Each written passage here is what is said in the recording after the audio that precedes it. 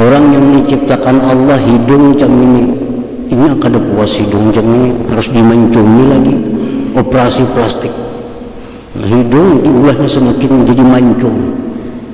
Ini dilaknat oleh Allah Subhanahu wa ta'ala. Itu kalau mati bertemu Allah kayak pakai nasupan hitam ini di Tuhan, dari kita ciptaan itu hidung itu hidung palsu.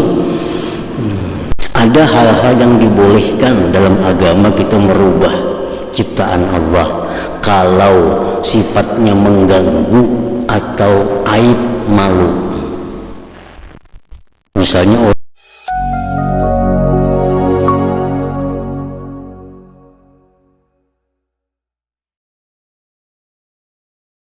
Allah menciptakan manusia terdiri dari beberapa anggota. Allah letakkan mata di sini, Allah letakkan hidung di sini, Allah letakkan mulut di sini, tangan dua kiri kanan, kaki, itu sudah sesuai. Nah, itu al-adlu, itu yang maha adil artinya. Nah, para muhibbin rahimakumullah, Allah mengayakkan si fulan, Allah tidak mengayakkan si fulan, itu sudah adil. Itu ciptaan Allah. Yang satu si fulan ini dikayakan oleh Allah, yang satu ini tidak dikayakan oleh Allah. Di mana adilnya? Nah, keadilan Allah itu secara sempurna mencakup dunia akhirat. Orang yang kaya beribadah kepada Allah, orang fakir beribadah kepada Allah, ganjaran pahala yang diberi Allah lebih besar orang yang fakir. Itu disebutkan dalam banyak hadis-hadis Rasulullah Sallallahu Alaihi Wasallam. Nah, itu satu keadilan dari Allah. Ini orang kaya, orang banyak duit, orang mau apa hendak bisa. Ini orang fakir, orang susah, hendak ini kada bisa, hendak itu kada kawa. Tapi kina di akhirat ini orang fakir, ganjaran ibadahnya dilipat gandakan oleh Allah Subhanahu wa ta'ala. Ini contohnya keadilan Tuhan. Sahabat Nabi Sallallahu Alaihi Wasallam 10 yang dijamin beliau masuk surga. Sayyidina Abu Bakar Siddiq, Umar, Utsman, Ali radhiyallahu anhum, ada Talha bin Ubaidillah, ada Zubair bin Awam, ada Sa'ad bin Abi Waqqas, ada Abdurrahman bin Auf. 10 sahabat yang dijamin Nabi ke surga itu, yang paling kaya Abdurrahman bin Auf. Nah, kayaknya di akhirat Abdurrahman bin Auf ini masuk surga tadi daripada yang lain-lainnya. Itu keadilan dari Allah Subhanahu wa ta'ala. Nabi sekian banyak nabi yang punya keunggulan dunia. Nabi Sulaiman punya kerajaan, punya kekayaan, semua ada. Tapi di akhirat dari sekian nabi, Nabi Sulaiman yang terakhir masuk surganya Allah Subhanahu wa ta'ala. Allah itu maha adil. Nah, para muhibbin rahimakumullah, walay ya'rifal adila man lam ya'rif adlahu, wala ya'rifu adlahu man lam ya'rif fi'lahu. Faman arada an yafhama hadzal wasfa fayanbaghi an yuhita ilman bi af'alillahi ta'ala. Tidaklah kenal akan zat yang adil orang yang tidak kenal akan arti keadilan. Kalau orang kada kenal apa itu keadilan, kada akan kenal orang yang adil. Nah, kada akan kenal itu keadilan orang yang tidak mengenal perbuatannya. Jadi harus kita kenali perbuatan-perbuatan Allah, baru kita tahu keadilan Allah. Kalau sudah tahu keadilan Allah, maka kita mengimani nama Allah itu Al-Adil, yang maha adil. Nah, kita lihati perbuatan-perbuatan Allah alam semesta ini. Itu Itu semua menunjukkan akan keadilan daripada Allah Subhanahu wa ta'ala. Allah al-adlu bi khalqihi, Allah itu adil pada ciptaannya. Allah menciptakan gunung di sini, laut di sini, padang pasir di sini. Itu sesuatu yang sangat adil. Allah Ta'ala berfirman, Alladzi khalaqa sab'a samawatin tibaqa ma tara fi khalqir rahmani min tafawut. Allah menciptakan langit, bumi 7 lapis dan segala yang di atasnya. Allah ciptakan. Tidaklah kau lihat pada ciptaan Allah itu sesuatu yang tidak serasi. Tidaklah kau lihat ciptaan Allah itu yang tidak serasi. Nah, kalau ada kita melihat yang tidak serasi, mengapa ciptaan Tuhan maka itu kada serasi? Parja'il basar, ulangi lagi sekali, lihat lagi sekali. Hal tara min futur, adakah kau lihat daripada kelemahan ciptaan Allah itu? Masih belum dapat lagi, kayaknya ada serasi juga nih, dilihat 2 kali kayak ada pas juga di sini. Tsumma rja'il basar, lihat lagi sekali. Allah menyuruh sampai 3 kali, sampai akhirnya kita bisa menemukan keadilan Allah Subhanahu wa ta'ala pada apa yang diciptakan oleh Allah Subhanahu wa ta'ala. Kadang-kadang ada sekali lihat kayak ada serasi, Allah nyuruh parja'il basar, lihat lagi sekali kayak ada serasi juga. Tsumma rja'il basar, lihat lagi sekali. Nah, kalau sudah 3 kali kita melihat, kita akan menemukan keadilan Allah Subhanahu wa ta'ala. Nah, itu tentang ciptaannya. Wal adlu bi ahkami, Allah Ta'ala itu adil pada hukum-hukumnya. Hukum yang paling adil, hukum Allah.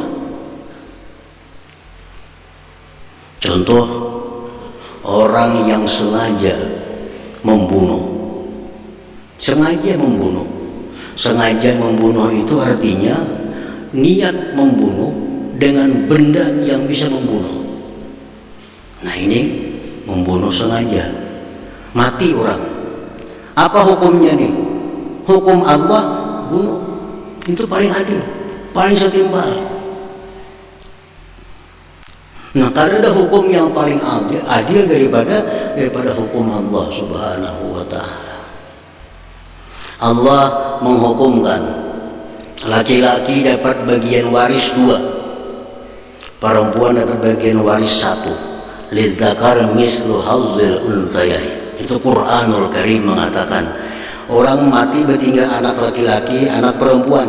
Anak laki-laki dapat 2 bagian, anak perempuan dapat 1. Di mana adilnya? Sama pada anak. Nah, itu hukum Allah pasti adil. Nah, Allah mengatakan ini anak laki-laki dapat 2 bagian, tapi ini anak dibebani oleh Allah beban. Wajib dia memelihara orang tuanya, wajib dia menjaga orang tuanya. Ini yang laki-laki. Kalau anak yang perempuan ini, kalau dia sudah kawin, dia milik suaminya. Kalau kawas seenaknya kita bisi anak bini, ini sudah belaki, kita garing, datangi aku, kada kawa kalau kada seizin lakinya. Tapi kalau anak laki-laki, kada perlu izin istrinya. Kalau abah mamanya memanggil, wajib dia datang. Nah, itu keadilan Allah Subhanahu wa ta'ala. Tidak ada hukum dari Allah melainkan itu adil. Allah menghukumkan bahwa surga itu lil muttaqin, untuk orang yang takwa. Surga untuk orang yang takwa. Uiddat lil muttaqin. Surga disediakan untuk orang yang takwa. Nang hirang kah? Nang putih kah? Nang bungas kah? Nang kada bungas kah? Nang anak raja kah? Raja kah? Rakyat jelata kah? Bila kada takwa, kada bisa surga. Itu contoh adilnya Allah dalam hukumnya. Nah, hukum Allah itu kadang mengenal nang boleh ke surga, nang bunga-bungasnya, nang kada bungas ke neraka. Kada ada itu. Nang mana putih awak ke surga, hilang ke neraka. Itu ada adilnya. Jadi Allah jadikan ukurannya takwa. Nah itu bukti adilnya hukum Allah Subhanahu wa ta'ala. Kalau kita kaji satu persatu, sangat banyak hukum Allah yang mencontohkan tentang adilnya Allah Subhanahu wa ta'ala. Nah, para muhibbin rahimakumullah, walhasil kita percaya, kita beriman 100% bahwa Allah Ta'ala itu adil. Nah, al-mu'min bismillahil adli, orang yang sudah beriman bahwa Allah Ta'ala itu bernama Al-Adil, orang yang sudah mengiktikadkan dalam hatinya bahwa Allah Ta'ala itu adil pada ciptaannya, pada hukumnya. Kayak apa sikap kalau kita sudah percaya Allah Ta'ala itu adil? Nah, sikap kita ayyarda bi khalqihi wa hukmihi. Kita ridha dengan ciptaan Allah, kita ridha dengan hukum Allah, karena kita sudah yakin ini adil. Kita wajib ridha dengan apa yang sudah dicipta oleh Allah. Kita wajib ridha dengan apa yang dihukumkan oleh Allah sebagai bukti iman kita kepada nama Allah Al-Adil. Nah, di situ Allah melalui Rasul banyak melaknat, mengutuk orang-orang yang tidak ridha dengan ciptaan Allah. Contohnya, la'anallahu al-mutashabbihin minar rijal bin nisa wal mutashabbihat minan nisa bir rijal. Rawahul Bukhari. Allah melaknat laki-laki yang menyerupai perempuan, perempuan yang menyerupai laki-laki. Ini orang diciptakan Allah laki-laki, dia wajib ridha jadi laki-laki itu. Ini kada senang jadi laki-laki, anak minum, anak kayak bini-bini, jalan kayak bini-bini, diterukinya baju-baju bini-bini, bahasa kayak bahasa bini-bini. Ini orang dilaknat oleh Allah. Kenapa? Dia kada ridha dijadikan Allah laki-laki. Padahal itu sudah yang teradil yang diciptakan Allah. Ini orang laki-laki. Demikian pula Allah melaknat perempuan-perempuan yang tidak senang dijadikan perempuan lalu kayak laki-laki, rambut potongan kayak laki-laki, selawar laki-laki, mereka tahu kayak lakian padahal binian. Itu dilaknat oleh Allah. Ini orang, contoh orang yang tidak ridha dengan apa yang telah dijadikan oleh Allah Subhanahu wa ta'ala. Hadis Rasulullah SAW lagi, la'ana Rasulullah SAW al-mughayyirati khalqallah azza wa jal. Rasulullah SAW melaknat. Rasulullah melaknat itu sama Allah melaknat, artinya kada berbeda. Rasulullah SAW melaknat perempuan-perempuan yang merubah ciptaan Allah Subhanahu wa ta'ala, atau laki-laki yang merubah ciptaan Allah Subhanahu wa ta'ala. Yang merubah yang mana yang dilaknat? Yang merubah untuk mempercantik, untuk mempertampan, dan sifatnya adalah permanen. Ini misal orang diciptakan Allah berkulit hitam, diubahnya, disuntiknya jadi kulit putih. Ada suntiknya, enggak awak hilang jadi putih. Ini al-mughayyirat khalqallah, ini merubah ciptaan Allah, dilaknat oleh Allah dan Rasulnya. Orang yang diciptakan Allah hidung jam ini kada puas hidung jam ini, harus dimancungi lagi, operasi plastik. Hidung diulahnya semakin jadi mancung. Ini dilaknat oleh Allah Subhanahu wa taala. Itu kalau mati bertemu Allah kayak pakainya sumpan hitam nih Tuhan, dari itu ciptaanku tuh hidung palsu. Orang-orang ini mati nah, kayak apa bertemu Tuhan, membawa lawan Tuhan yang bukan ciptaan Allah. Orang-orang yang mengukir giginya, nah, gigi diciptakan Tuhan, diukirnya supaya kelihatan rapi bagus. Nah itu pun dilaknat. Orang yang mencukur habis bulu keningnya termasuk dilaknat oleh Allah dan Rasulnya. Karena itu dianggap tidak ridha dengan yang diciptakan Allah. Padahal ciptaan Allah itu sudah adil, sudah sesuai pada tempatnya. Nah para muhibbin rahimakumullah, ada hal-hal yang dibolehkan dalam agama kita merubah ciptaan Allah kalau sifatnya mengganggu atau aib malu.